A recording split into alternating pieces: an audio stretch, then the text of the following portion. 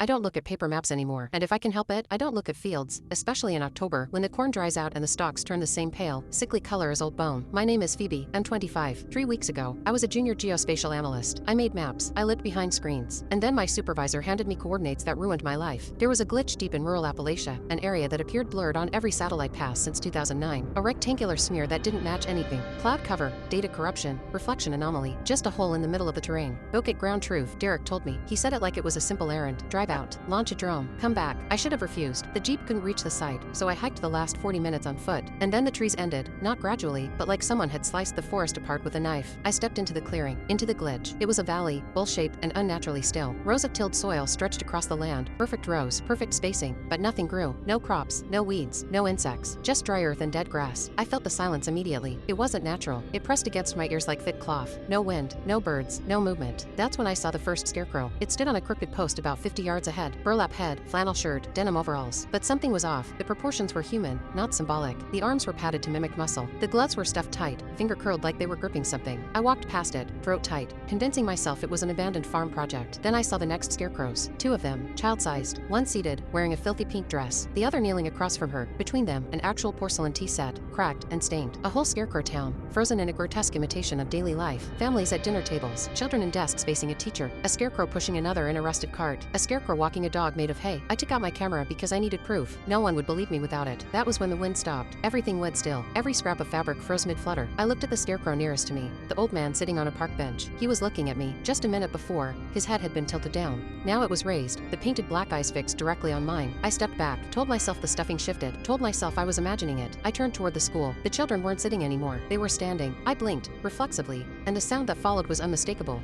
A dry rustle, like dead leaves scraping pavement. When I opened my eyes, they had moved 3 feet closer, frozen in new poses, one reaching out with a stiff gloved hand. I understood then, somehow, instinctively, no wind equals danger. Blinking equals movement. Eye contact equals survival. I tried to walk backward, eyes wide open, throat burning, blinking one eye at a time to cheat the rules. It didn't matter. The scarecrows were faster, smarter, and when I fell, hitting the dirt hard, my eyes snapped shut. They surrounded me instantly. The stench of rot and damp straw hovered over me. Gloves hovered inches from my throat. And then, a miracle, a breeze, a light exhale of wind washing across my cheek. The scarecrows sagged, lifeless again. Their bodies fell into the push of air. I ran. I didn't stop until I hit the forest. I didn't stop until I hit the Jeep. I didn't stop until I reached the city. Today, I checked the satellite maps out of morbid curiosity. The glitch is gone. The scarecrow town is gone. But a new image appeared, a spiral pattern carved into the field, a line of figures, a procession, heading into the woods, toward the logging road, toward the world. And tonight, from my apartment window, I noticed something. The street was empty, the birds were quiet, and the wind had stopped.